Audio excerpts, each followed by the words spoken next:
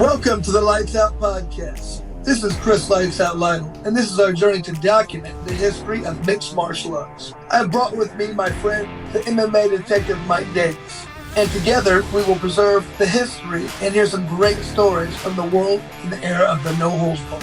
Thank you and enjoy. Ladies and gentlemen, when you guys talk about the independent grind and the shows that make stars, there's a group of people, the brick and mortars, that make things happen. They never say no to fights.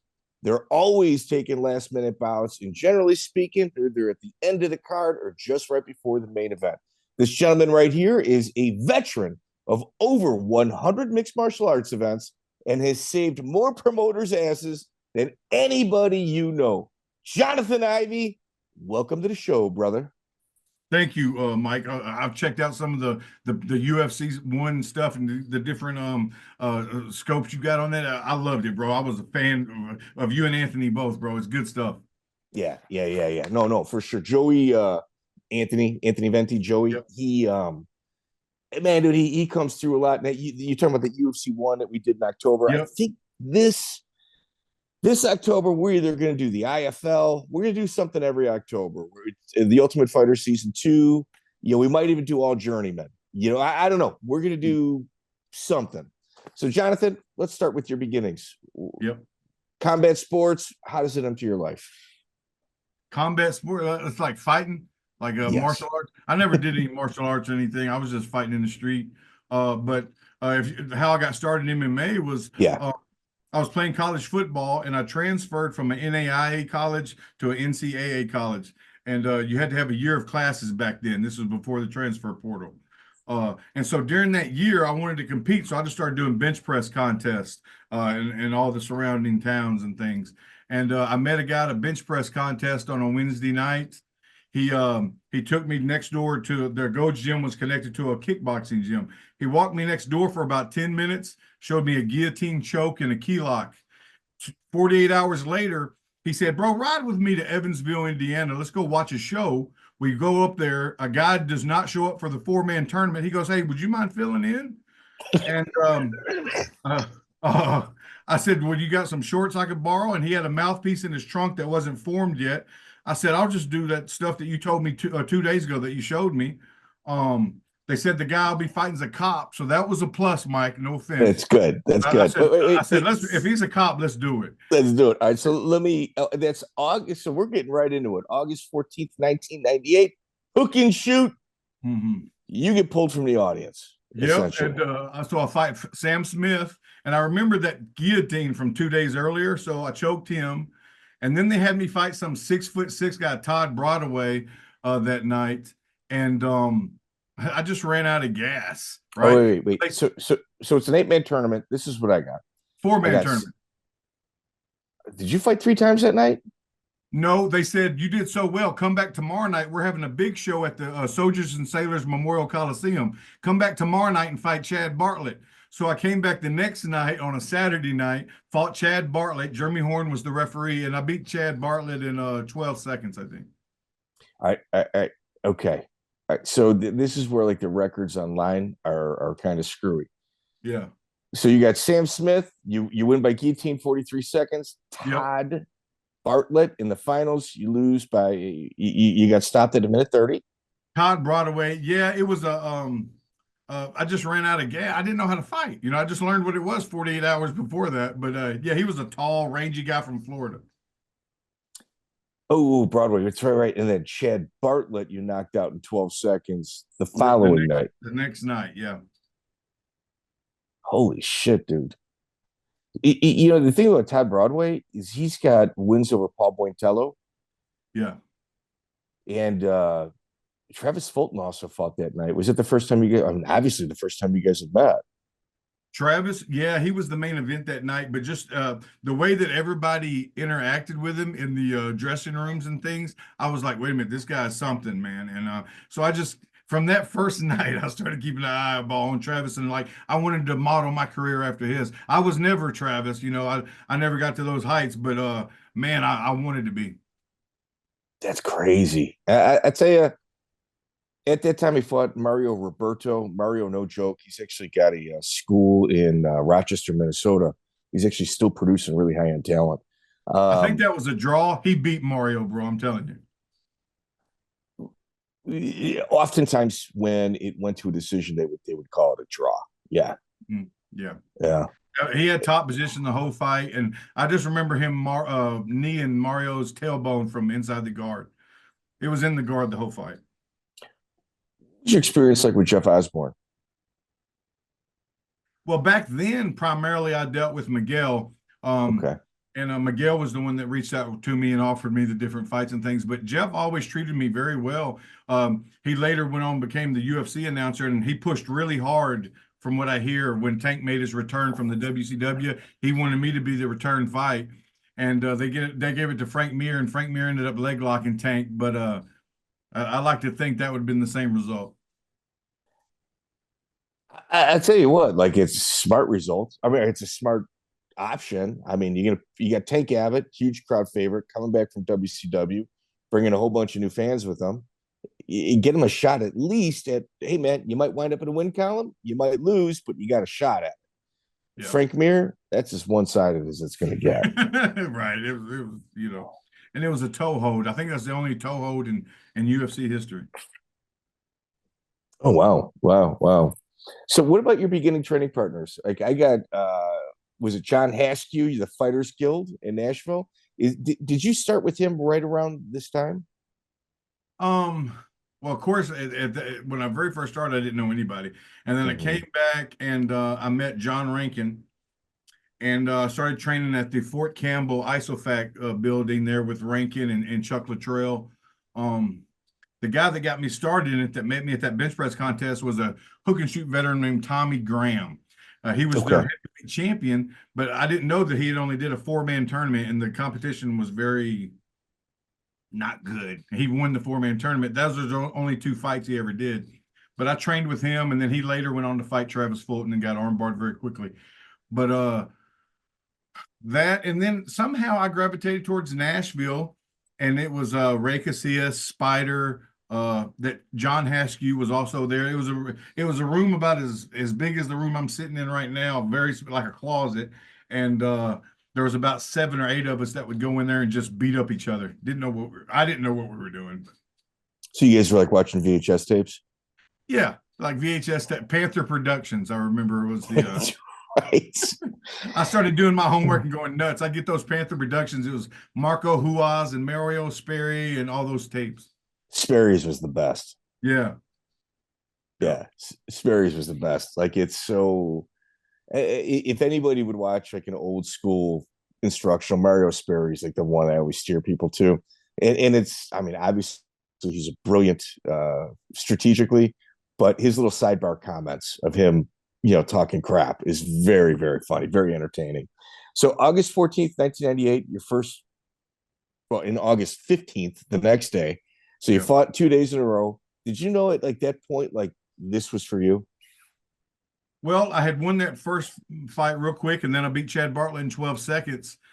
I remember going back to Tennessee thinking, I'm going to be the world champion of this in 6 months. These guys suck. I was fighting a lot of street fights back then.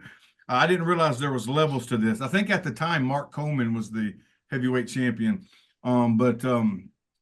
Yeah, I got Miguel showed me very quickly after that there's levels to this. Yeah, Iterate, brilliant mind, especially at this time. At this time, like, he was somebody that everybody looked up to. He had a lot of solutions to problems that a lot of people just couldn't figure out. Yeah, no, Miguel's a brilliant combat sports mind. That's for sure. You had spoken about showing you that there's levels. March 20th, 1999, Tyrone Roberts, I think, probably fits that category. That was my next fight, right after Bartlett.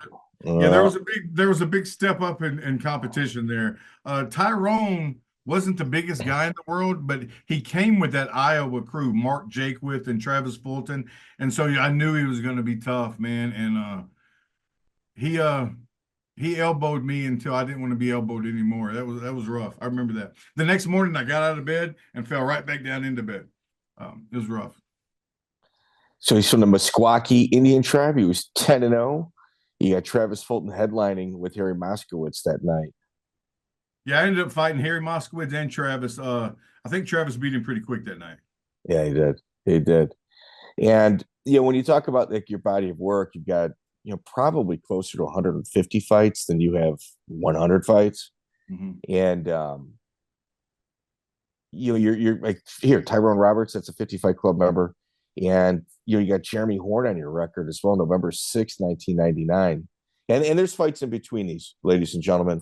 It's just when you look at a career, like Jonathan, it's friggin' nuts. Jeremy Horn, to me, that's the Iron Man of MMA. Horn, and it's such a nice guy, bro. Yeah, Jeremy was a beast, man. He was fighting. He was right there with that, just constantly fighting and making things happen, and just very, very difficult to finish and just difficult to hit. I mean, I've never seen nobody land a solid shot on him.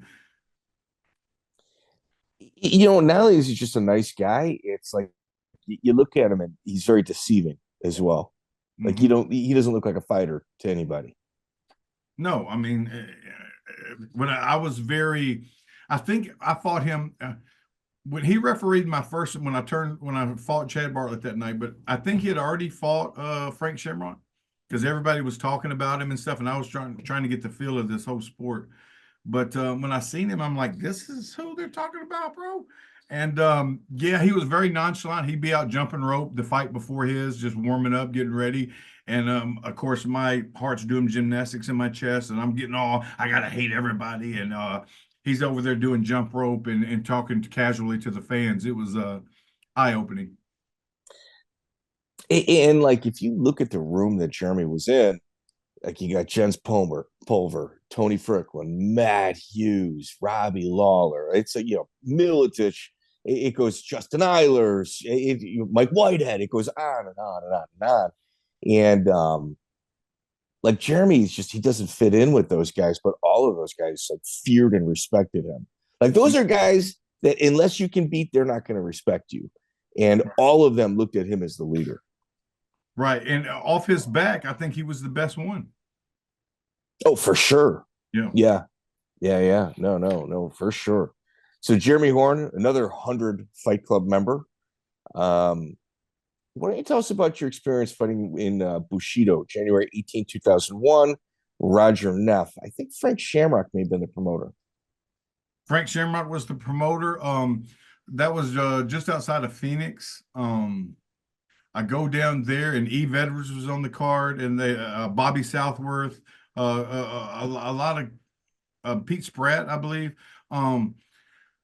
The thing with Roger Neff is they said at the rules meeting, I've always felt kind of weird about this. At the rules meeting, Frank goes, no grabbing the ropes, because it was in a ring. And he meant no overhooking the ropes to avoid a takedown and things. But during the fight, I get a knee bar on Roger. He was an Olympic level wrestler. I'm going for the knee bar. I've got it extended. My head is happening to be on the top, on the bottom rope, laying on top of it. And the referee stood us up. And I had already showed my leg lock transitions to Roger, and I just felt like I was done dirty. And he went on to win the fight. And I want my knee bar back, What about afterward? Did you, because Chesh Thompson, in our interview with him, he had talked about not getting paid by Frank. I got paid on that one. I'm assuming Josh probably owed a little bit more money than I did. I wasn't getting paid real well way back then, but yeah, I got my money.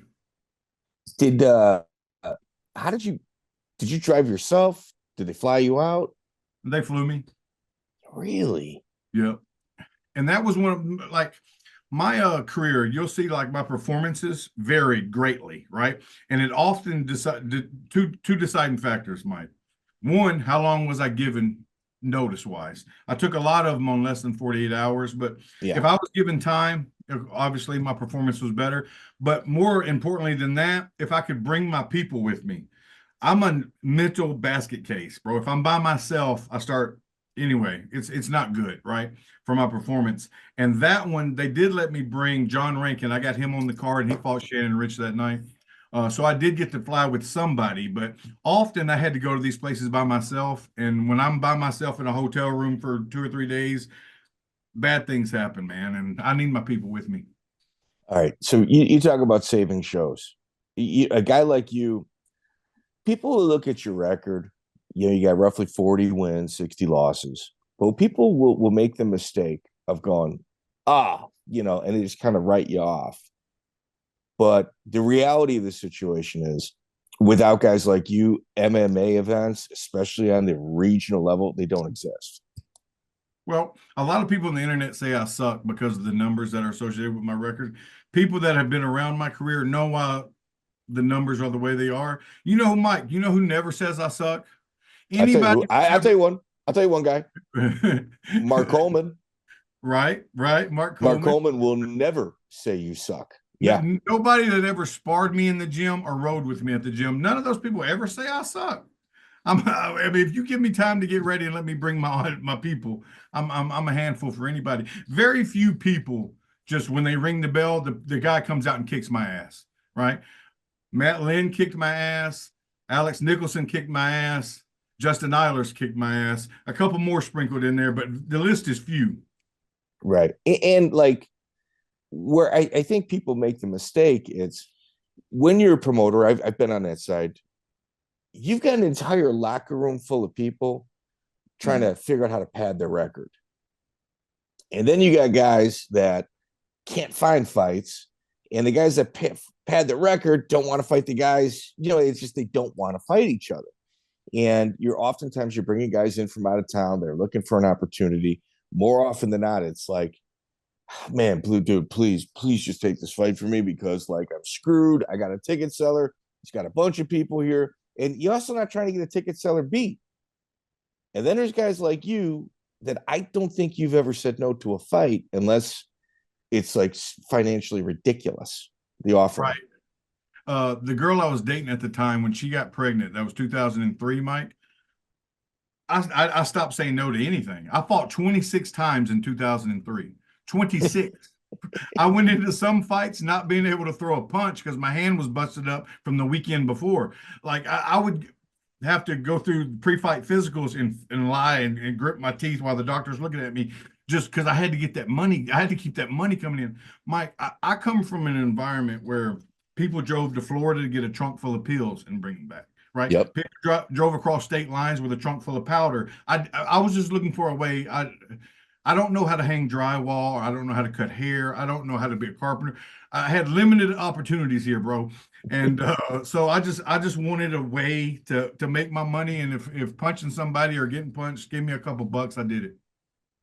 So when you went to the pre-fight physical and they said, you look like you got a clown hand, sir. What's going on with that? You got to hide it, man. I fought Adonis Nunn up in Wisconsin, and I did a rolling knee bar. I tried to do a rolling knee bar on a guy 380 pounds, which anyway, I wasn't the smartest guy, but he dropped all of his weight on me, and it made my back like an accordion, right? They had to drive me back to Tennessee laying flat on the floor of a van, okay? I laid in bed for a month, was able to get out of bed, go to the airport, and they flew me to Albuquerque, New Mexico to fight for the super heavyweight title against Jimmy the Titan Ironbrace and King of the Cage. It was things like that where the deck was against me.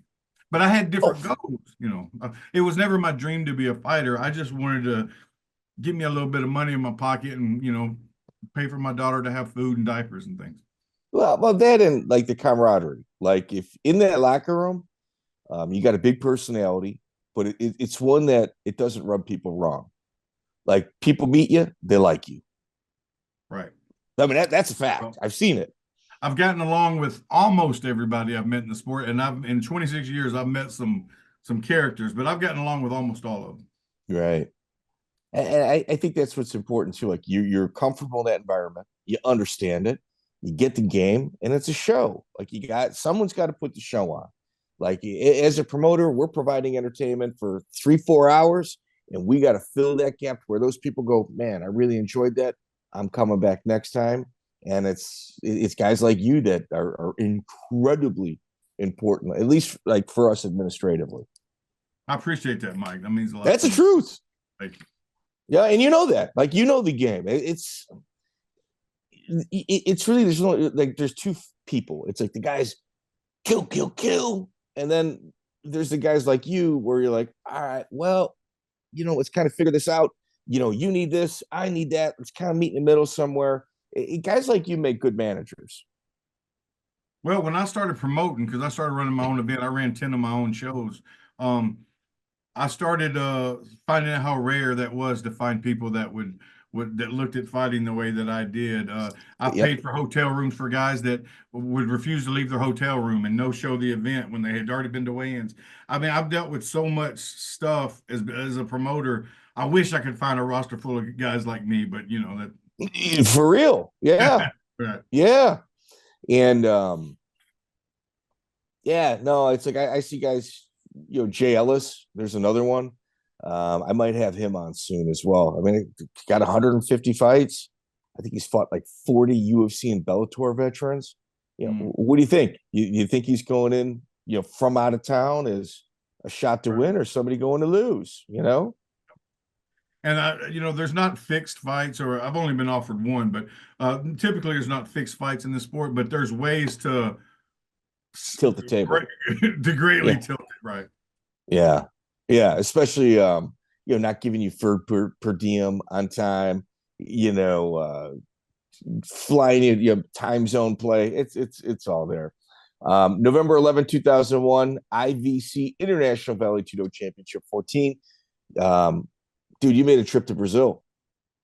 Venezuela for that one. Oh, Venezuela. Venezuela. That's Pedro Otavio. Yeah, Pedro You ever Octavio. been to Caracas, Mike? Never.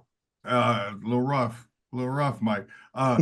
They told me it was supposed to be Americans against Brazil, right? And it was all the Americans were supposed to be big. It was supposed to be me, Ron Waterman, Daniel Bobish, Jason Godsey, just a lot of big Americans, and against smaller Brazilians. And I get over there, and that's not the case. They didn't come over. So I looked over at the other locker room, and the Pedro, I think he had already fought Mark Kerr at Pride 2, maybe.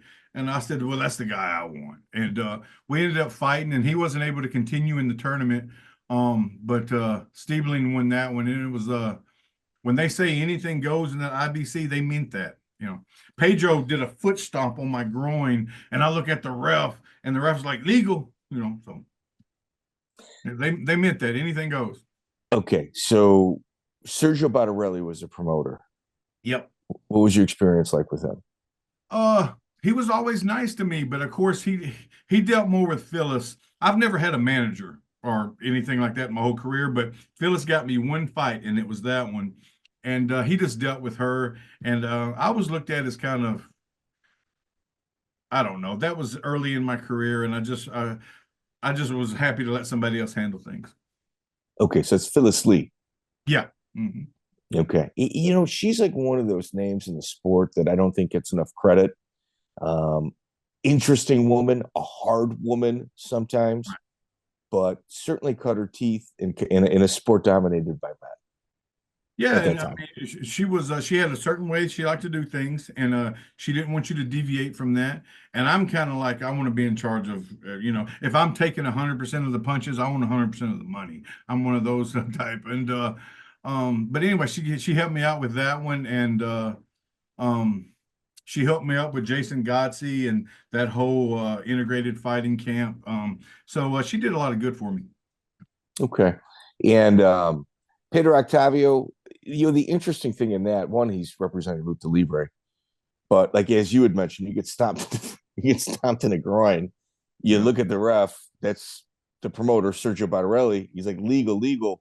Yeah. Like around 2001, it's already gotten away from the no holds barred name. It's starting to kind of get away from it. It's right around that time, and they're calling it mixed martial arts, and people are correcting each other in order to make it like more palatable to the general public. Sergio Batarelli said, yeah, not in my organization. Right. Yeah. We want headbutts, we want soccer kicks to the head, stomps to the balls. Dude, this is a fight. If you don't, and that's it. And I actually really enjoy those old IVCs. Yeah, I mean, it was going over there, it was like preparing for war. It was like they told us it's not safe for you guys to leave the hotel room after dark, right? for some reason, I don't know whose bright idea it was to keep us after the event. They kept us another 2 days. So there was 2 days before our flight out after the event where all these American fighters have pockets full of money. And we're told not to leave the hotel room. That didn't happen, right? And so some things happened there in that 2-day period after the show and before our flight out. But it got very dangerous there for a little while. But it was it was like going to war for that, man, in the sport of fighting, but also walking the streets. You know, it was like you got to be on your toes. You know. Yeah, those old IVCs are no joke. And it kind of like we had Brandon Lee Hinkle on. It was one of our first few interviews. And he's just like, there's levels to fighting and understanding what an actual fight was. I had a few fights and then I fought an IVC and then I kind of understood, what it was. That reminded me of a story. So we go to a nightclub after the event, the next day, that night. We're not supposed to be out past dark, but we go to a nightclub. I'm not going to say any names, but a couple of us were there, and I had met a girl that I was being friends with at the nightclub. She didn't speak a lot of English, but she was very friendly. Well, they were passing out little black baggies of powder. Well, I've never done drugs, right? So I would just give her my baggies. And it made us even more friendly, So we go back to the hotel room, and we're in the hotel room being friends. Well, we end up doing that. We're friends all night, and then the next morning we're supposed to catch our flight out of there, and they're calling the room like, Ivy, we're leaving the lobby now. We're taking the van to the hotel to the airport, and I'm still being friends with my new friend, and so I'm like, okay, I'm coming. Well, I'm still being friends. Well, I finally get done being friends. And I'm just throwing my stuff in a book bag, and I'm getting out there. The doors, I get down to the lobby from the elevator. The doors open, and everybody's like this, like staring at the elevator because I'm fixing to make them late for the flight. And then the doors keep opening, and my friend's next to me, and she was smoking hot, bro. I don't know if you've seen many Venezuelan women. She was way out of my league. They see her, and everybody just starts clapping. So it made up for it, but it got real dangerous at that nightclub with people drug dealers trying to take off with us American fighters, some of us, but everybody got out unharmed. Yeah, Venezuela is interesting. Some of the most beautiful women in the world outside of Colombia. That's where my wife is from. Yeah. I mean, how many countries have you been to? Mexico, Japan, Venezuela, I think every state except Alaska, maybe. I don't know. It's been just a plethora. Yeah. Yeah, it's amazing like how many guys barely graduated high school, if they ever did, and the fight game has taken them literally all over the world. Places that they would never normally go to. Yeah, idiot like me, bro. I mean, I'm just good at taking punches, and they'll fly me anywhere I want to go. Did you ever work out with Dan Christison? Well, I've never wore a gi, right? So I've always been no gi. I've never trained in a gi in my life. So I've never taken martial arts, but there is every grappling tournament, Mike, I've entered, and there's 30 of them probably. I've either won the grappling tournament or I got to the finals and got beat, except the Abu Dhabi qualifier. All the other ones, I either made it to the finals or I won it. I've struggled with 3 people in my career grappling wise. Dan Christison is one of them. I used to go up there. He treated me like an infant. And it was pretty embarrassing. It was embarrassing. And, and Dan's just a super nice guy, bro. He's like, you can't get mad at him for kicking your ass on the mat because he's so damn nice. But yeah, bro, he did that. It was embarrassing. It was him, Jason Gotzi, and Mario Isfaha. Those 3 gave me trouble. Yeah, it's the second time you mentioned Jason Gotzi, one of the founders of Integrated Fighting, buddies with Chris Lytle. He's actually a school teacher now. Well, listen, he invited me into his home, and I look like somebody you don't invite to your home, right? He invited me, I could stay there. And so he was a school teacher. So he would take me, picture me sitting in I think it was 7th grade class, all day long during classes, all these kids coming in. I'm sitting in the back desk, right? And just sitting there waiting for it to get done so me and Jason can go train. He treated me better than I deserved, and a super nice guy. I really got a lot of respect for Jason Gotzi. He treated me like I wasn't a stranger, and that I was a stranger. That's really cool. What about, dude, old school promoter from your area, extreme fight night promoter, Tom Stedham? I don't think I ever fought on any of his shows, but I think he interviewed me one time. He's always arguing with people. He was one of those guys always yelling at people. Was he a pro wrestler or an actor? He was an actor. Something like that. Yeah, he was just, he'd spend all day on the internet arguing with people. Jerome Smith. I never fought Jerome Smith. He was my roommate. We were roommates. When Jerome fought Frank Mir, that was almost my fight. It was Frank Mir's first MMA fight. So they called, and it was between me or Jerome who was going to fight this guy. And I had never heard Frank he had never fought before. So I said, Jerome, you take the fight against the guy that nobody's ever heard of, and I'm going to do tag team grappling that night. So I ended up doing tag team grappling, and he fought Frank Mir. Went to a decision with Frank. Jerome was a tough guy. Eric Harvey, Michigan State All-American. Was it Michigan State? Yes. Yeah. Listen, Mike, how did you get that name? Come on, bro. But listen, when I told you I won every grappling tournament I ever made it to, or I came in second, that Michigan State Eric guy is the one that he would outpoint me and beat me on points. That dude would beat me in the finals of them damn tournaments. We kept meeting up in the finals. Is he still, wow, that name there. Yeah, that damn wrestler. And I never had wrestling. I'm from Texas where we didn't have wrestling, high school wrestling. And that dude, man, would take me down. And then anyway, that's a bad memory. What about Jon Haskew? Jon Haskew? Yeah, he was there at the Fighters Guild, and we would grapple and things, and I think he's later opened up his own gym. It seems like all these guys that I started with, one, they're all retired, but two, they all own their own gyms now, and except me. I'm surprised you haven't gone down that road. Mike, I'm the type guy, everybody that came in with a sad story would get to train for free. It would make no sense for me owning my own gym. So are you out of the game? Well, if anybody calls me, I'm not retired yet. My last fight was bare knuckle for Jorge Masvidal's bare knuckle promotion maybe 2 years ago.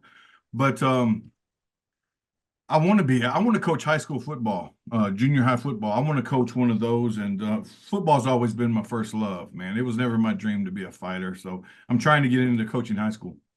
Good for you. Good for you. You had mentioned, if you really look at this, you played high school football in Texas, which is pretty crazy. Yeah. Junior college football. How many years of college football did you play? 2. Yep.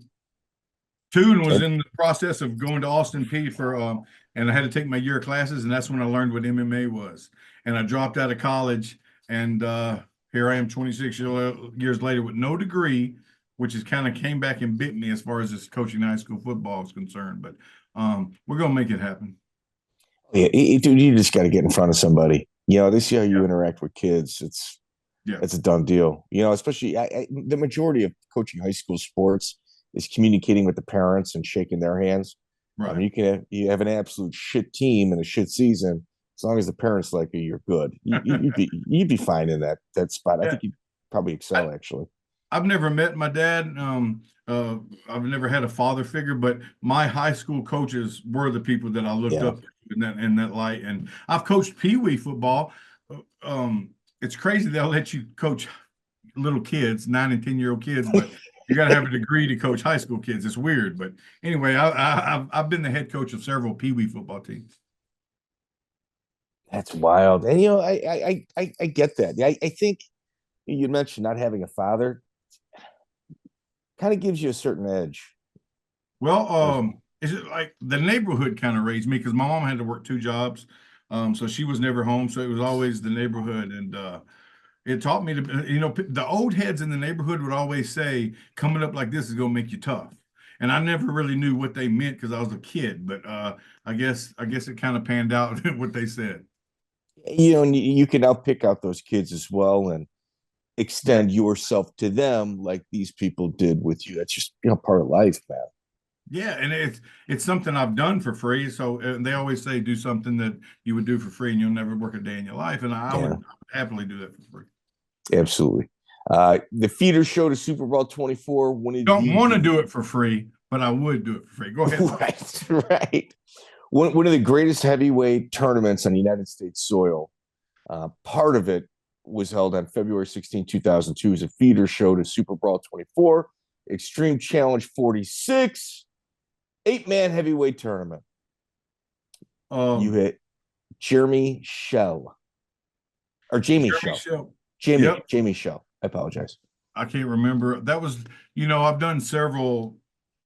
Some people say I have the most wins by leg lock in professional MMA. Tap Out Magazine, a national publication, came out and entitled the article "The Leg Lock Monster," and then the nickname stuck. But that was the very first leg lock I ever did. Was in that fight, and I had to do it because I had hurt my hand punching the guy in the head against the cage, and I couldn't throw any more punches with it, so I leg locked him. But the thing about that tournament is, I want to say Travis View knocked out Keith Jardine with a jab in 5 seconds. Yeah. Adnoff, Ben Rothwell, Ron Faircloth. I would have liked to participate more, but I couldn't do the second round. Yeah, I mean, so some of the savages and monsters in there. I mean, it was pretty crazy. And then a week later, Tim Sylvia was on the other side of the tournament. Yeah, it was just crazy, dude. It was crazy. What was your experience? Go ahead. I was supposed to fight Ben Rothwell in the second round of that tournament, and then I couldn't go on because my hand was broke. But then we ended up fighting, I don't know, a couple years later in Boston, Massachusetts for their title up there. But Tim Sylvia, now that you say that, I was fighting Conan Silveria down in Miami, and Tim Sylvia got on the elevator with me, and he said you backed out of a fight with me, and I was like, Tim, we've never been scheduled to fight. I think he might have been talking about that tournament. Now that you say that, I forgot he was on the other end of that. But yeah, that's good. Yeah, and Kerry Shaw actually stepped in. Oh, you were supposed to fight Kerry Shaw, and then Ben Rothwell fought Kerry Shaw. Yeah. Ben Rothwell ended up winning the tournament. My second round was supposed to be against Rothwell, right? No, Kerry Shaw. And then Rothwell came in. Rothwell never had a first. Dude, here's the issue with early MMA. The tournaments, sometimes they just didn't make sense. Rothwell walked into the finals without having a fight because he was just there. That's the reality of the situation. Well, I remember this much about Rothwell. He was a handful, right? So he was going to do well regardless, but there were some monsters in that tournament. Rothwell was 19, 20 at the time? I don't know how old he was, but he was a handful since he was born, Mike. Rothwell's a monster. He's one of those babies that probably came out weighing 30 pounds, and it's just like his poor mom. I just look at that and I'm like, man, his poor mother carrying that. That's a lot of meat. Did you ever watch my fight with Rothwell? Yes. I cut myself on his knee sleeve, Mike, and I just wish that would have played out different, man. But yeah. Hey, dude. I mean, Rothwell, he was managed by Dave. He was coached by Dave Strasser at that time. But what was your experience like with Monte Cox, the promoter? I didn't deal with Monte very much. I think whenever Monte seen me fight, it was the most embarrassing performances of my career, right? So Monte seen me fight Justin Eilers, and when people ask me who was the toughest guy I ever fought, it was Justin Eilers. He beat my ass, right? From the first second to the last second. That didn't happen a whole lot, right? Usually I would hold my own until, but that kid, I kicked my ass. Monte seen that. And then the most embarrassing fight of my career was in Hawaii. Monte was there for that. I fought Andre the Chief Roberts, and Andre got full mount and I tapped. They made me come by myself. It wasn't Monte. Another guy was promoting that, but TJ Thompson. Yep. And they made me go out there by myself, and I had to get a guy in the dressing room. I said, "Will you hold my water bottle and go out here with me?" And I had already been playing mental games with myself in the hotel room. I tapped out when he got full mount. It embarrassed me so much that I said, I'll never tap again, right? And so for the last 60 fights of my career, I tapped to Travis Fulton when I didn't want to hit him in the head anymore. And Sam Hogar, the Alaskan assassin, got me in a submission. But I didn't tap from punishment anymore after that. It was only those 2 fights. But the way that people looked at me, and Monte was there and he's seen it, I think Monte had a lower opinion of me than maybe I He should have. I deserved. Yeah. He's seen me at my worst, and it's embarrassing. And Monte's such a likable guy. He's always treated me with respect, whenever I talk to him.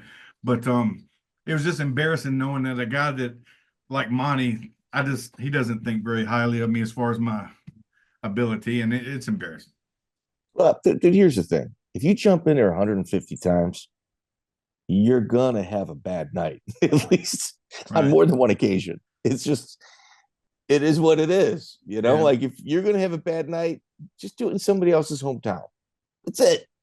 It's right. Don't do it in front of your people. Do it in front of somebody else's. And a lot of the times I would go to other people's hometowns and fight them. That's another story that happened a lot. Oh, of course. May 18, 2002, Maximum Combat. Mike Bowerstock is the promoter. Mike and Chrissy Bowerstock. Okay, yeah, up in Ohio. Yeah. They were always fair with me, I thought. I think still, but I remember I got knee on the stomach on this guy. I was fighting a guy that wasn't very good. And are you talking about the Chris Mcstouts or the Chris Mcstouts? Yep. I had knee on the stomach, had him against the cage. And I guess he had cut me with a jab or something. The glove had cut me earlier in the night. But I had a knee on the stomach just drilling the guy. And the referee pulls me off and says, "We're stopping it because your eye's cut." I said, "Sir, what? The fight is over." What? And so they stopped it, and I get another L. There are so many fights in my career. If you added up my losses, like I went down to Roy Jones Jr.'s promotion down in Pensacola. They had a boxing referee reffing it. I had a arm triangle sunk. I just didn't hop over yet against Justin Thornton. And the referee says, "Stand up." I said, "No, sir, I'm not standing up. I got a choke locked in here." He goes, "If you don't stand up, I'm going to end the fight." And I'm Mike, I'm kind of hard to deal with. I said, "Sir, you've messed up. I didn't. I'm not standing up." So they gave me a loss for that because I refused to give up my submission. There's so many losses on my career, Mike. I wish, and I'm sure everybody says that, but bro, I'm a handful, man, and I just wish things had went differently. So Chris Mcstouts, you lose by KO. It's kind of a reoccurring theme with ticket sellers. They said I lost by KO. That's what it says. They must be saying that's a TKO when you get stopped on a cut. I had knee on the stomach drilling him, Mike. Yeah, I'm gonna be honest with you. Was Mike the referee? No. It was a younger guy that was a referee. So then they had me come back to that event and fight Chris Mcstouts' trainer. And then I ended up beating him in like 60 seconds. But I can't believe they called that a KO. See, that's why people think I suck right there. Yeah. Well, I've seen that a few times, especially if it's a ticket seller, like getting the shit beat out of them. Stop the fight.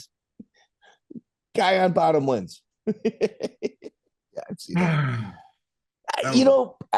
I've won. I'm torn. I love that era of MMA because sometimes a shady promoter would kind of get what they had coming afterward. Yeah. There's no commission. I've dealt with some shady ones. I'm going to be honest, Mike. I preferred it when there was no commission. Me too. A lot of that is just some of these commissions don't know what they're doing, bro. That they let people that was in charge of the pro wrestling in the state take over MMA or boxing take over MMA. I've dealt with some commissions. Indiana banned me for life because I stopped hitting Travis in the head. The promoter, Mark Slater, who I think so highly of. Great guy. Great guy. He sent it to the lady there in Indiana in charge of the commission, and she's always been nice to me face to face, but she's clueless. And that's just the nicest. I like Joanna. I like Joanna. What does she know about fighting, Mike? Can you tell me? Nothing. I've had nothing but great experiences with her, but I mean, it's to each his own. But can you answer that question, Mike? What does she know about fighting? Like, what's her background? How is she in charge of this? Can you tell me? I don't know. I ain't going. I don't know either, Mike. Yeah, I ain't going. I like her. All right. I mean, but why to hold the position she holds, Mike? How? Tell me. So open my eyes. Yeah. She banned you? For life, because I stopped hitting Travis. And the promoter sent her the emails of Travis. He sent me a message on social media saying, thank you. I can't remember talking on the mic, getting the belt, how I got back to the locker room. He said, thank you for doing that and seeing the trouble I was in. And she still, because I didn't listen to the official. Okay. I think you're talking about the fight where you were finishing Travis Fulton. Yes. And then out of respect, it went viral. And then you ended up tapping out because you were about to finish him. And you didn't want his eyes rolled back in his head. Yes. He was able to switch his hips where it looked like he was still, but when he switched his hips, he underhooked my leg and he couldn't block his head. So I was just hitting him. My corner said 42 times in the head unanswered down there. And from the time I dropped him, because I knocked him down. But that whole thing is just, I can't. Okay, here. Let's address it. Did you, out of respect, tap because you didn't want to beat somebody you admired, or did you tap because you didn't want to keep pounding out? I was the heavyweight champion of that organization, Coliseum Combat, Mark Slater's show. I was the heavyweight champion. I was defending the title against Travis. Did I want to knock Travis out? Sure did, right? When the fight started, but I beat him. His eyes rolled back. I hit him 40 unanswered punches. That was Travis, and this was before whatever his personal life is, but that was Travis Fulton, bro. He didn't deserve that. The fight was over. Did I want to win? Yes. I didn't want to lose my title. Hell, but I tapped because the fight was over, Mike. I mean, he wasn't throwing anything back. His eyes had rolled back. The fight was done. I didn't need to hit him in the head anymore. Yeah, what went viral about it was Johnathan Ivey taps to Travis Fulton because he didn't want to knock out his idol. Well, I did want to knock him out, but not after he had getting pounded in the head. Not like that. Yeah, not like that. And this is a guy that's got 300 fights. I don't want to keep hitting him in the head unnecessarily. There was no reason for it. Travis is an interesting story. Like, there's the fighter Travis, and then Travis, in his personal life. And, one can make the argument that, him getting punched in the head certainly changed who he was. Mm-hmm. I didn't know anything about his personal life. And, but that guy, and people, you could find 1,000 people to come on here and trash him. I can't do it. That's who I wanted to be as far as the sport was concerned. He told me one time in a dressing room at Hook and Shoot, he's like, Ivy, Thursday I'm flying to Brazil. I get back on Sunday. Then I drive over to Evans, Iowa, and then I got to go to this state, and then I get on a plane and I fly over here. And I'm like, the schedule, he was fighting 6 times in 2 weeks. I mean, it was crazy. And I was like, God, this guy's got huge cojones. I mean, it's just, I want to be like that, bro. He was flying to Brazil to fight those people where he don't speak the language. They're going to boo him. They want to see his blood, and he didn't give a damn, bro. He went over there and just me against the world, bro. It's just, I looked up to that mentality. Yeah. And I was not going to hit that man, keep hitting him in the head when there was no need to. The fight was over. It should have been called. And to ban me from fighting in Indiana because But Mike, she knows what she's doing, Mike. So we'll just ride with it. Yeah, Fulton. He's an interesting case study. Like you said, we you can find people all day long willing to trash him, but go find somebody that's got more fights than him, like living. Was it Reggie Strickland? Might be the only guy. He's a boxer. Might be the only guy. I seen a video on YouTube of him and calling him a fraud, and his record does have some things like that. But bro, throw out the, maybe he fought so and so 6 times or what. Bro, he's got 300 and something fights, bro, and I've been in the ring with him twice. The guy's legit. All right, so I'm gonna tell you this: the guy that did the fraud video, that's not me. I did a video about his personal life and some of the dealings. Travis got me for some money. It's just such a hard subject because, like, you're on this show because you make events happen.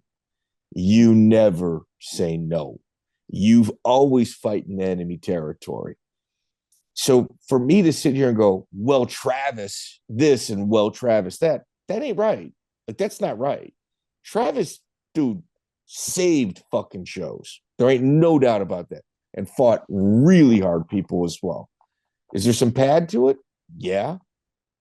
But he fought some really hard guys too.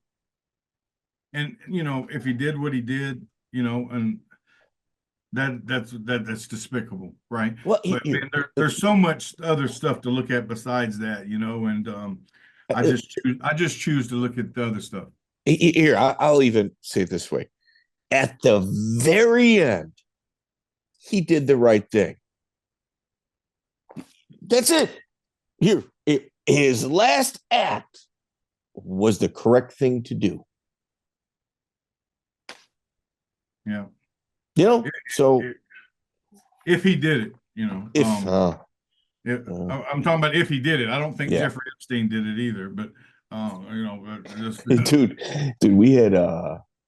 we had his bodyguard on, Igor Zinoviev, and he's just like, he was a good guy.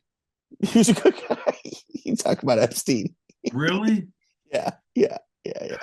God, how badass was Zinoviev? Oh, yeah, big time. Oh, dude, I think I'm trying to hang out with him in September. So when you fought Travis Fulton, June 11, 2002, it was XCF California Pancration. That's probably not an easy fight for you to take. Excited to get it, but also not easy, at least mentally. Well, yeah, the thing is, Chris Brennan, it was his show, right? I just remember Chris Brennan was there and Marco Huaz was there.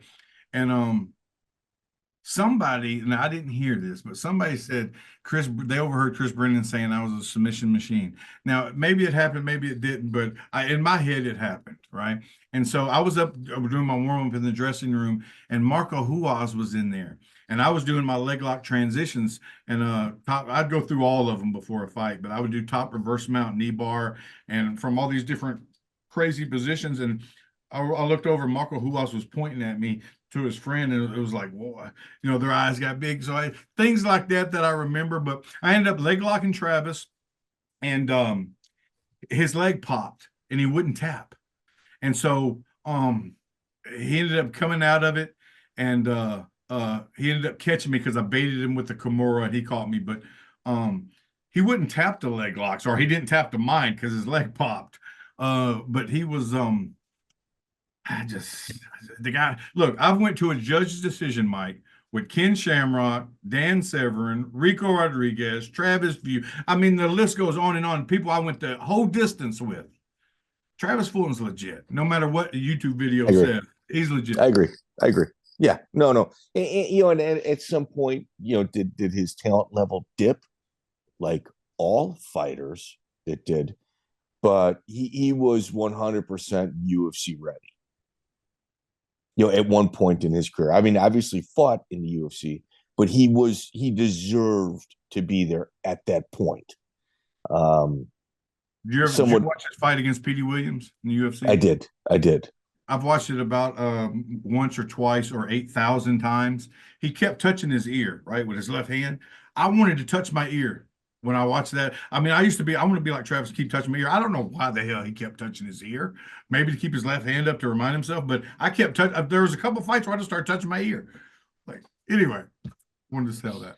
Yeah. You know, I mean, you train to get better. You train to lose weight. It's really hard with a fight schedule like that to maintain your training and learning. Yeah. It's just more healing in between fights. So Travis made that decision. August 24, 2002, Ultimate Wrestling. Brad Kohler is the promoter. One of the greatest promoters in all of the sport of mixed martial arts. Remember when I told you I got along with almost everybody in the sport? Me and Brad did not get along.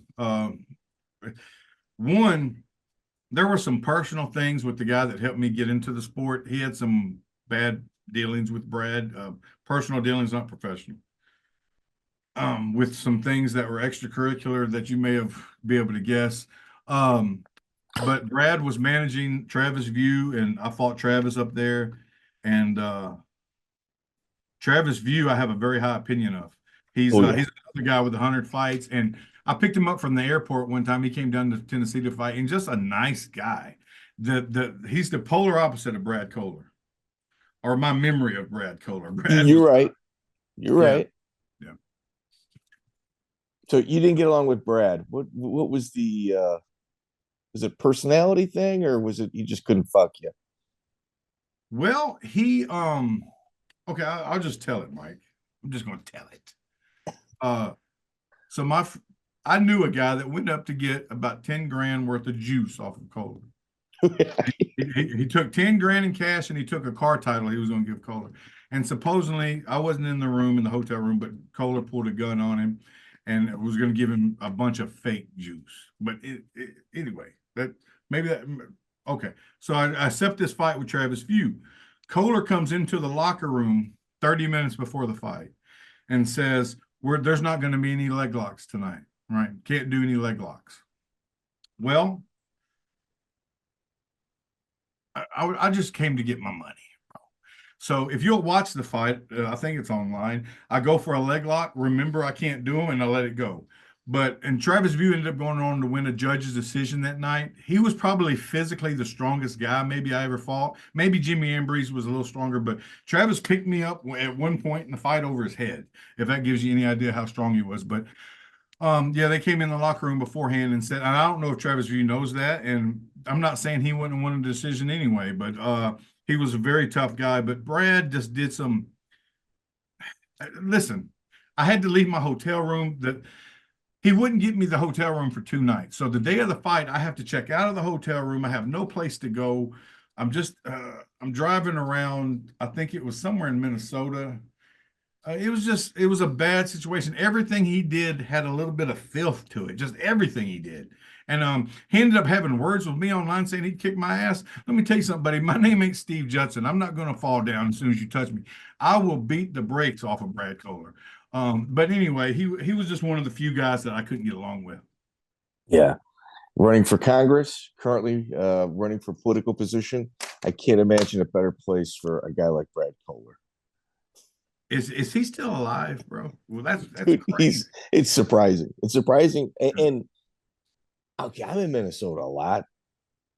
If there's anybody that's gonna punch me in the eye, it's for sure Brad Kohler. It's like, and I got it coming. Like I got it coming. Have you had bad dealings with him? Well, no, I mean, I just every time like somebody fights on one of his cards, I just make sure it gets mentioned, and I'll tag him in it. And we had a couple clips that I actually paid somebody to tie it into his phone number because he was running for Congress. And I know he's going to punch me in the eye, and I got it coming. I got it coming. I got it coming. And I'll be on here with the black eye speaking about it. It is what it is. I'm a big Babalu Sobral fan. I guess me and you both are. Just congratulations, Babalu. Yeah, no, Babalu is the fucking man, dude. I thought he kicked his head off his shoulders. Yes, he did. Yes, he did. You also fought in Lowell, Massachusetts, US MMA. You take a guy from Tennessee, you match him against a guy from Wisconsin, and you put it in Boston. Ben Rothwell. For their title, yeah. For their title, which was weird. Yeah. So Mickey Ward was there. Pride of Lowell. to me, bro, Mickey Ward is Jesus. Oh, anyway, just imagine the way that I look at certain fighters. Mickey Ward's right there. Oh, So Dana White was there, Chuck Liddell, Mikey Burnett, and I think a lot of Mikey Burnett. yeah, me too. He met me, and I did a rolling knee bar on Rothwell, right? And you're not seeing heavyweights go for leg transitions like that, but I go for the rolling knee bar, and he slides out, and then the referee stops it because I cut myself on his knee sleeve. But Mikey Burnett afterwards, he goes, bro, you know, if you realize if you would have came along a couple years earlier, you would have been Tank Abbott, bro. They would have, because there's not any people that look like you doing rolling knee bars and all of that. So he said, you've got so much character, you would have been that. And just hearing Mikey Burnett say that, it meant a lot to me. And I wish I would have came along a couple of years earlier to be able to amount to that. What about Felix Mitchell, a guy you used to train with, fought Ken Shamrock? I never trained with Felix. He refereed one of my fights. I fought a guy named Joe Namath, who used to be on the scene. I knocked out Joe in 8 seconds, and then I did the people's elbow against Joe down in New Orleans. Fought him twice. Felix Lee Mitchell, I never trained with him, but he was a character. Yeah. What about Chris Heflin? Chris Heflin is who I think him and Ray Casillas own the Fighters Guild. Yes, they did. I don't think he ever fought. I remember he's a gi guy though. And whenever I started realizing people were gi guys, I started separating myself. But Chris was always a nice guy. Yeah. Sean the Spider Polziano. Spider, we did that tag team grappling match together. He's the police. You know, and I know you might, but I've met some people that make me change my opinion slightly. You know, you know what? That's a good guy. He's a good heart. You know, like the Andy Griffin show. You know, Andy just wants the world to be a better place, right? So, but that's not the way reality is. But Sean's one of those guys, like you think he really wants to make the world a better place. Spider. Yeah. You fought for Dave Strasser as well. That was another Pride Rules type of event. Yeah. Dave was always very nice to me. He brought me up there twice to get my ass kicked twice. One was against Brad Lind. Never heard of him. Nobody's ever heard of him. Tough dude. Tough. Nobody's ever heard of that guy. And the second time they said my opponent was going to be 6 foot 300. A mountain walks into the rules meeting. He's like 6'8", 400 pounds, and 9. I get the bright idea to do a rolling knee bar on him, and he makes my backbone spine look like an accordion. But yeah, his soccer kicks to the head allowed, elbows allowed. Like it was Pride Rules with elbows. He didn't give a fuck, man. Yeah. Dave's, my opinion, and Dave's a lot. I don't think he gets the recognition he deserves. No. I'm gonna grab him. I'm gonna get him on in probably a couple episodes. I agree. Dave's the type, and at least it struck me as, and don't take this the wrong way, but I don't think he's got a drop of athletic ability in his body. I mean, he's not an athlete, but he is a fighting son of a. He's determined. Yeah. You know what, dude? I agree with you. Like, you want to talk about like standout athletes? Dave's not one of them. No. But determination? Yeah. Yeah, and that look he's got, you know. It's like Willow. Yeah. Or powder. It's like powder. Yeah. Powder. Yeah. Oh, he's funny. I always really respected Dave. Wait, look at his whole crew. You got Pat O'Malley, Brian Garrity, Jamil Masu. You got Nick Thompson. Like you had some Ron Faircloth. You had some really good guys out of that area. And Faircloth was another tough guy, but and all anybody remembers is Dave's fight with Caro Parisian, and that's a shame because he was a tough guy, man. Yeah, Romy Arum. He beat Romy Arum. Romy Arum left the King of the Cage, you know, as their champion. That's his first fight in UFC. Wow. Yeah. Yeah, no, Strasser's legit. So his event actually changed my opinion of. There was a couple guys from the Indianapolis area that were decent fighters. Nothing to write home about. And then I saw him fight in Strasser's show under that rule set. And I saw one of the guys soccer kick a dude in the head. And everybody in that entire stadium was like, holy shit, that's fucking Wanderlei Silva. And that's when I realized, like, it's the rule set that kind of separated Pride from the UFC. Because I was a Pride guy. Like, I loved Pride. But, like, I just didn't think the UFC guys could ever compete with the guys from Pride. And then I saw this average fighter from Indiana go look like Wanderlei Silva. And that's when I kind of got it. Yeah, but you know, and I had the same feelings, Mike. Remember when Pride and UFC, and then you know, I always felt like the Pride fighters were just a step above. But then when the Pride fighters came to the UFC, they lose. It was wild the way that played out. Yeah, that rule set wild. And you know, Gerald Meerschaert still on the UFC roster. When the commission came, Strasser lost his mind. He couldn't believe he'd had to deal with the commission. The day before they took over, he did the last event under the headbutt rule set in the United States. Really? Gerald Meerschaert fought on it. So I think Meerschaert is the last fighter on the UFC roster to have ever fought under the headbutt rule set. Wow. Okay. I think so. I mean, Arlovsky just left. I don't know if Arlovsky fought with headbutts, but like if I had to assume somebody did, it's him. Jim Miller definitely didn't fight with headbutts. No, and Arlovsky didn't fight with headbutts in UFC. But before, even on the independent grind. Oh, okay, you know? Yeah, it's crazy. After Rothwell, dude, like Iowa Challenge, April 5th, 2003, it's Chad Bergmeyer's show. He's actually the head of the state of Iowa right now. Is he? Yeah, he's the head commissioner. Congratulations. Yeah. Yeah, Justin Eilers was your opponent. Yeah, that's had to go by myself, man. It was one of those where I had to go by myself. And so I have nobody there. And in his corner is, I want to say it was Jens Pulver, Matt Hughes. It was just bro, he kicked my ass. And bro, I always told people he was going to be the UFC heavyweight champion. Very few people kick my ass, Mike. And I know when you look at America, you're like, that don't make sense. Yeah, I believe you. Very few kick my ass. The guy kicked my ass. He's the best I ever fought, man. He had the most potential of anybody I ever fought. Where do you think his career fell short? What, did he tear his ACL against Arlovsky for the belt? I think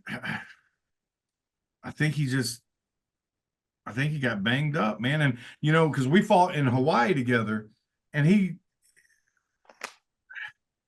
I think he fought Cabbage that night, and I think he beat Cabbage. I don't know if that went down as a win for him or Cabbage. I think he got screwed. But his potential was unbelievable because I felt and Dan Severn was the referee for that.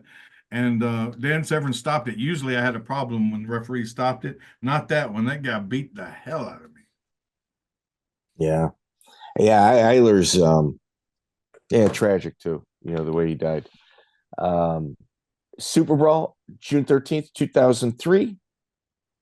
You got TJ Thompson. You talked about a little bit, Andre Roberts. Andre was, I mean, it's Tyrone's, I think it's his cousin. You know, you got two studs out of the Meskwaki Indian tribe out from Iowa. Just tough, just a tough fighting family. That's the fight I'm the most ashamed of in my career. Yeah. He got full mount and he set up, and I said I'll never tap again to punishment or anything, and it's just very embarrassing. And I wish, but I was out there by myself, bro. And Kaui Kupahea, I think that's how you pronounce it. He was a king of the cage fighter. I said, bro, you hold my water. I got nobody out here with me. And he held my water and walked out with me. And yeah. Yeah, it is what it is, man. I hate Monte Cox. Monte Cox was there too. It's very embarrassing. Dude, hey, you had a bad fucking night, man. Yeah. You know what I mean? It happens. What are you gonna do? It is what it is. August 23rd, 2003, Extreme Combat Challenge, Muncie, Indiana. You got Gary Myers. Oh my God. I'll agree to anything. And but listen, his friend or his manager was the promoter. They called me up the night before and Wait, say, you're talking about Chaz Bowling. yes. See, I don't know if it was his manager or his friend, but they said Gary got bit by a spider, Ivy. You cannot touch him in the body at all. Body or legs, can't touch him. I said, okay, I won't touch him in the body or legs. They said he's bit by the spider, so he can't do the 3 5s. We're going to make it 3 1s. I said 3 1-minute rounds. And I said, he's going to take me. He's a wrestler. He's going to take me down. I don't have time to work. They said, okay, the rounds are 2 minutes. That's it. Well, they never, what's the word? Advertised it. So everybody thinks it was a 3 5-minute round fight. And he beat me. And it was it was 2 minutes, bro. And I couldn't hit him. It was bullshit. And I think it was in Gary's hometown. It was ridiculous. But I needed the money. So I said, line it up. There's been several of those. I was supposed to fight Butterbean up in Ohio. They said, if it goes to the ground, if Butterbean's on top, we're going to leave it down there. If you're on top, there's a 10-second ground rule. I mean, there's a lot of things they tried to get me to agree to in that time frame where, didn't do it. Yeah. Gary, I got a lot of respect for Gary. We've had several people in here talking about Chaz. I was interested. Like, I don't know. I mean, they're friends. Yeah, they're for sure friends. Yeah, absolutely. I guarantee you that happened. And if anybody says they didn't tell me I wasn't allowed to hit him in the body, or there were 2-minute rounds, they're lying, because it happened. Yeah, he stiffed Lytle. Chaz Bowling stiffed Lytle out of like $150, like back in the day. So it was like $300 for a 4-man tournament winner. Lytle beats his first guy, goes to the finals. The other guy goes, man, I am not fighting him. So Lytle goes, all right, well, I won the tournament. And he's like, okay, but you only fought once. He's like, okay, but you didn't find another guy. And I mean, and dude, here's the thing about Chris Lytle.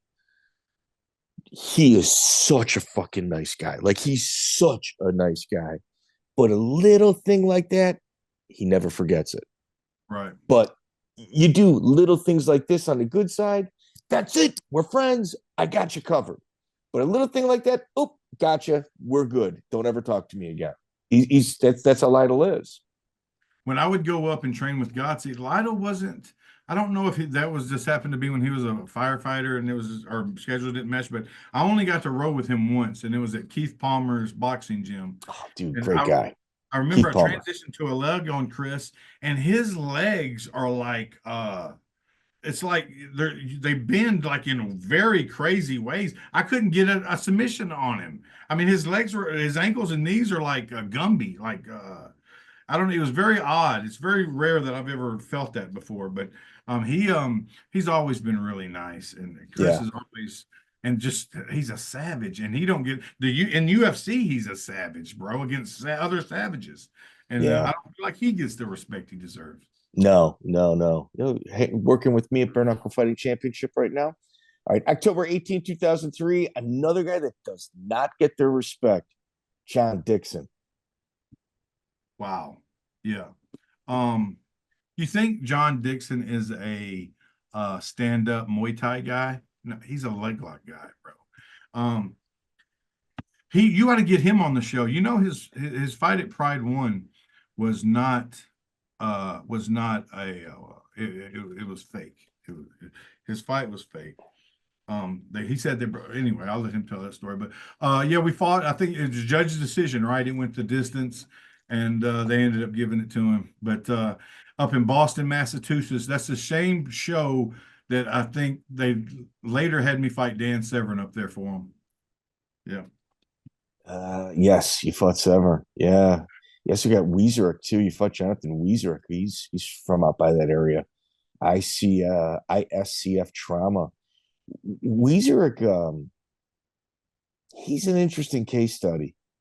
Wiezorek is an interesting guy. What was your thoughts of him?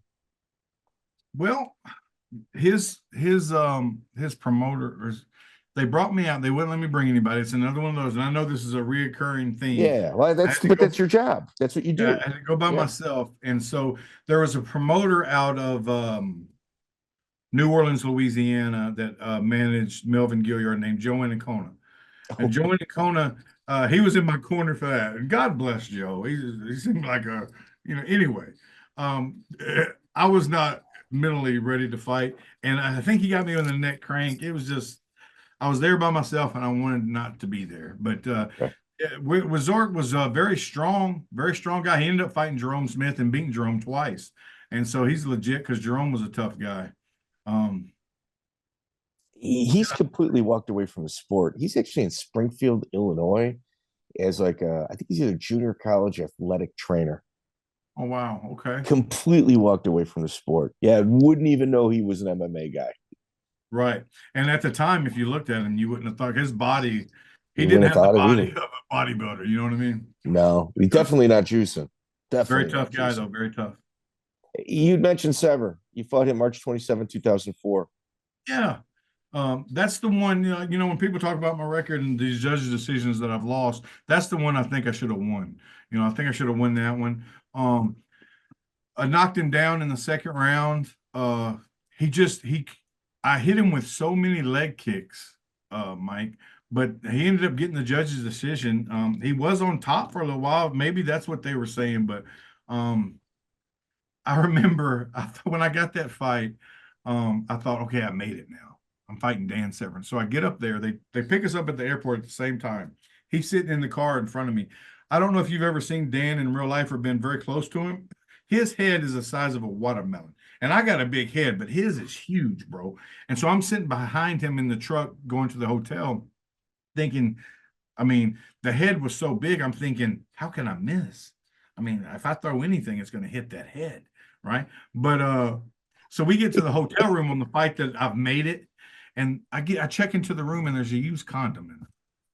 And so that's what I remember from that fight where I thought I made it and that was what was in the room. But I knocked him down and then I went for a leg on him and the bell rang. It was the second round. The bell rang to end the second round and I had a leg lock at the time. But he ended up winning a judge's decision. That was the one decision I felt like I should have got. You also fought Jake O'Brien, Legends of Fighting. I was actually at this event, January 20th, 2006. That was Keith Palmer. Was that the Indianapolis? Yeah, it's Keith Palmer. Sean McCorkle's brother, maybe he did sell the event to, I can't remember. He did. You know what? That was at the time he sold it. Yes. It was right after. Man, dude, you got a good freaking memory. Bro, that's why I don't think CT exists. Anyway, so I fought Jake O'Brien and he was a very good wrestler. He ankle picked me.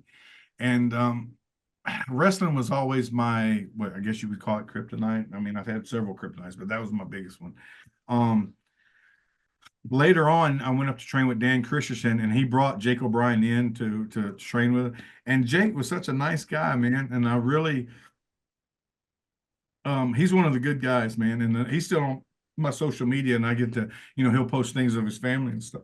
But yeah, his wrestling was just too much for me. So this is how you know a promotion hates somebody. Jake O'Brien wins 3 in a row in the UFC. They throw him against Andrei Arlovsky, loses by KO late second round. His next fight is against Cain Velasquez, loses 2-0-2 in the first round, beats Christian Wellish, and then they throw him up against John Jones. Oh my gosh, bro. Only to be cut right after. Yeah. That's rough. That's how you know they fucking hate you. Why do you think they did him like that? His style. It had to be management? Oh, his style. Yeah, I didn't like his style. Yeah. His takedowns were phenomenal. Yeah. If you had to give any advice of any young buck in the game, what would it be? Find people that are more advanced into whatever in the sport. Like I felt like I knew it all, and because I could take a wild left, I could throw a left hook at a bar and beat a guy there. I felt like I was ready for it. I just thought I knew it all, man. And I would say find people, surround yourself with good people, Eve Edwards type people, Jason Gotzi type people, and just people that get under their wing. But it's hard to find good people in the sport. I mean, it's got some good people, but it's got a bunch of piranhas. I would do that. I would never put on a gi in my life. I would stay away from that. Don't get used to the friction in the handles. Get used to fighting, like training like you're going to fight.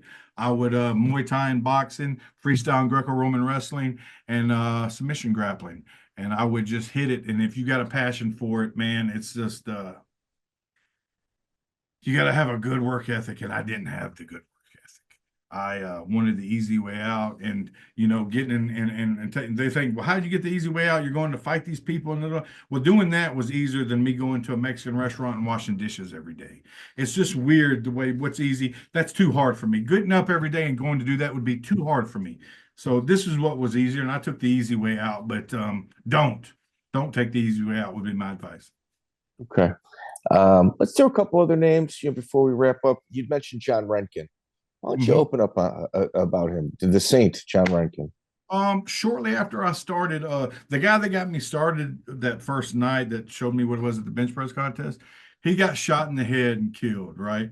And oh wow, yeah, he was the hook and shoot heavyweight champion at that time. He got shot and murdered, and so Rankin was right there in the community. And so I started training with him, and that's where my leg locks originated from, right? I didn't have wrestling. I was always on bottom in these grappling matches and fights. And so I had to learn how to transition to submissions from bottom. John helped me a lot with that. The thing with John is he started promoting events, and I lived with John for a while. When I fought that Ben Rothwell up in Boston, I was living with John at the time. I was renting a room from him so I could just go to the gym every day with him. But I fought for him, and ticket sales didn't go the way that he was hoping. So I couldn't get paid. And I remember I trashed John, and it wasn't much money, but I trashed him, and I kept trashing him. And he ended up eventually paying me every penny he ever owed me. And years later, I look back and I regret how I treated him. And people have mixed feelings about John. He's kind of very opinionated, and rightfully so. But and just like anybody else, he's got pluses and minuses. I just really regret not accept. He did so much for me that I just was young and didn't appreciate. And if anything, I just really regret the way I interacted with people and kind of pooped on his name for a while for no reason, man. If people owe you money, I mean, that's just, he paid me, and I wish I would have never did. But that's a life lesson too. Like, we don't come pre-programmed. We learn things, and then we react differently after we learn something. And he allowed you to learn a life lesson. Yeah, and that's important. Yeah, it's just rough, man. You don't want to, as you get older, you start to realize, because I felt like some people haven't appreciated the things I've done, and I look back over my life thinking, okay, I was that guy at one time, and I did not treat people the way they should have been treated. He's one of them. You worked with Mike Camp for a while as well. I did, yeah. When I started going up with Gotzi's, I met Camp up there. I remember I went up to Gotzi's, and Camp was in there rolling, and I don't think he knew anything about me. And he goes, "Hey, man, when I get you in submission, tap out, okay? Don't try to be too manly here." And we rode, and of course, I slaughtered Mike. He was not a very good grappler. But we started off very good. I would stay with Mike, right? Mike had a guy named Tony living with him, his wife and his kid. And when I would go up to train at Gotzi's, I'd stay at Mike's apartment there. And it started off good with Mike. And then I had some dealings that Mike tried to get me to agree to that rule set against Butterbean. And then Terry Trebilcock, I heard years later, said, "Hey, I gave Ivey money and he no-showed." Mike, there's a lot of things about me. One, I never no-showed. All right. No. What I'm thinking is, because my connection with the Jimmy Ambrose fight for their super heavyweight title was Mike Camp. Maybe Terry Trebilcock sent Mike money. I don't know that for sure, but I know I didn't no-show an event, if that is what Terry said. But me and Mike got in. Last time I talked to Mike, I think we had gotten into it. And I said some things that I shouldn't have said. I was mad. He said some things where I think he knew better, It ended badly with Camp, and I don't know if he's still involved in the sport or not, but It started out good and ended bad, but that may have happened with a couple people with Mike Kemp. Yeah, I think that's a recurring theme in that guy's life. Yeah. Yeah, it is. It is. Well, but that's also the game. What are you gonna do? I've gotten beat out of money. It's just like you get angry at first. You go, okay, they got me. It's the game. But what you do is you don't repeat that behavior. You learn from it, and you don't do that to somebody else. Yeah. But it started off, I mean, he opened up as a house to me and let me stay with there while I was training with Godsey. So I try to remember the good parts, and Mike treated me good there at the beginning. Yeah. What about the other 100 Fight Club members? It's a very, very small community. Yeah, Brian Robinson. Yeah. Shannon Rich. Shannon Rich. I'm not sure about Shannon. I heard Shannon said that when I tapped out against Fulton, it's because I was exhausted. Bro, the fight was 2.5 minutes. It was slow paced. So there was no tired going on. Nothing that happened to make me tired. And then Travis fought him after, our fight, and he submitted Shannon. John Rankin submitted Shannon. Shannon's, he didn't know any better. And maybe I could fight Shannon Rich. That'd be good. That's the one fight I'm shocked it hasn't happened. I'd love to do it. I'd love to do that one. Yeah. Maybe your mouth to God's ears. It'll happen. Shannon, I don't think he's been out of the first round ever. Maybe once or twice. Sakuraba, did he have a second against I can't remember. I very rarely have I seen him have good minutes or good time. Usually in his fights, they're routes. Yeah, it's the way I describe Shannon is he goes for an armbar right away.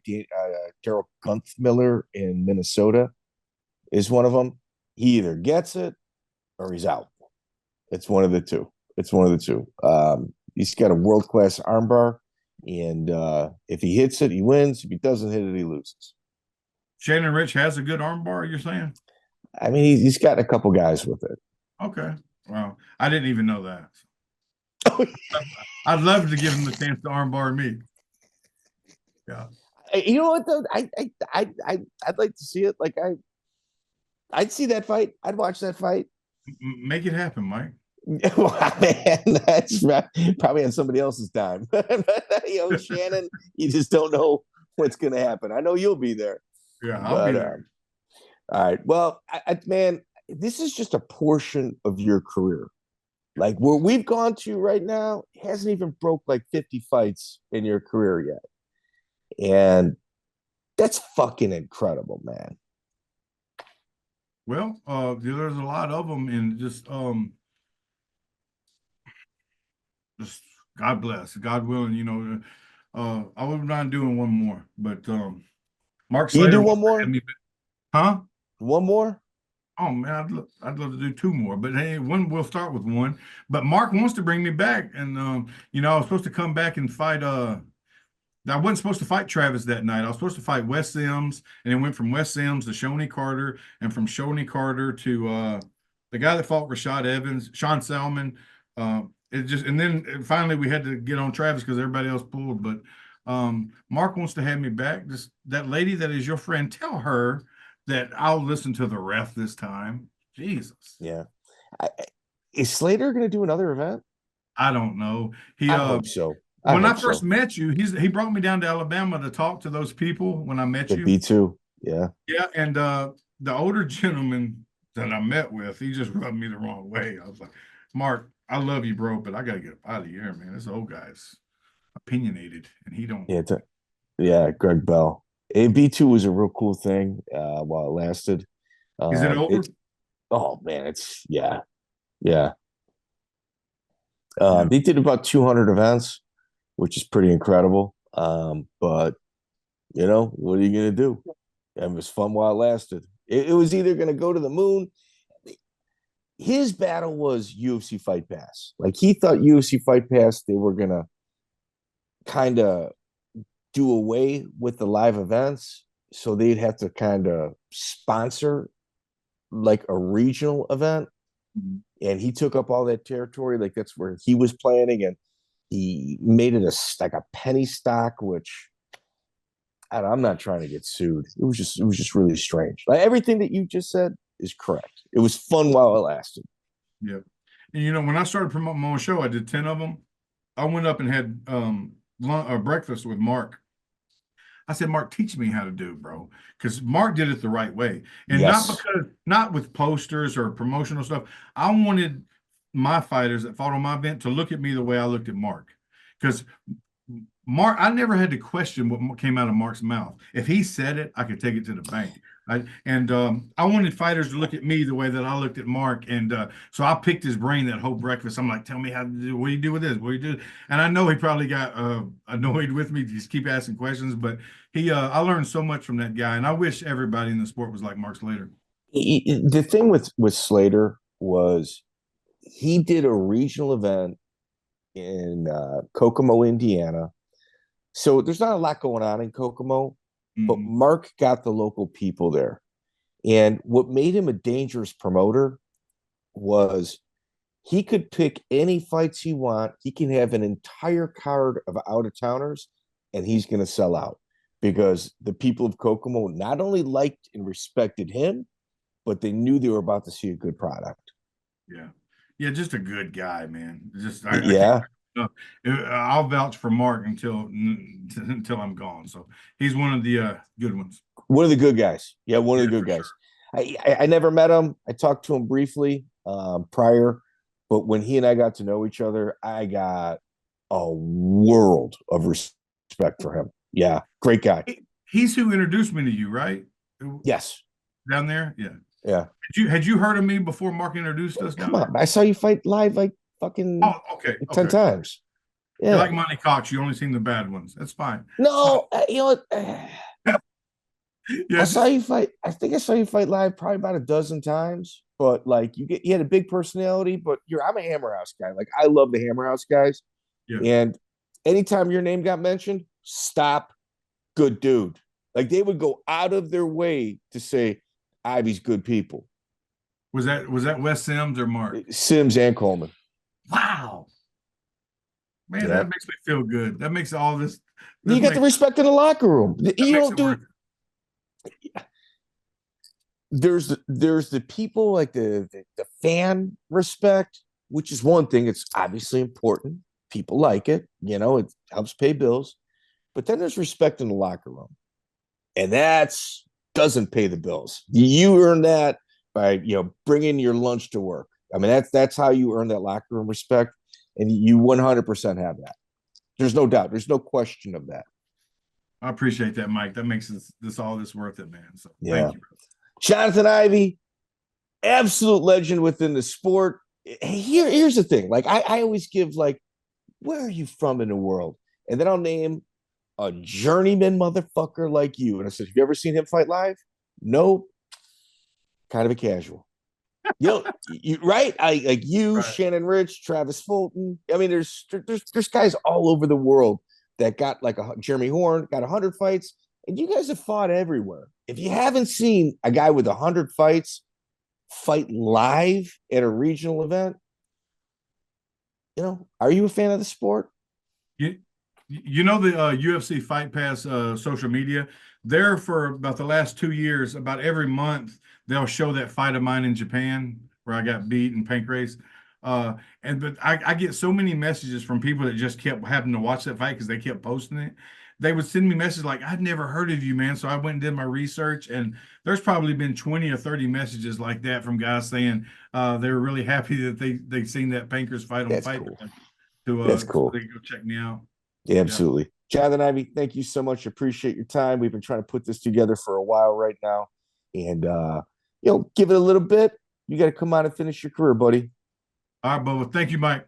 Take care, man. Peace. Check out the full interview on iTunes, Spotify, and all major podcast platforms.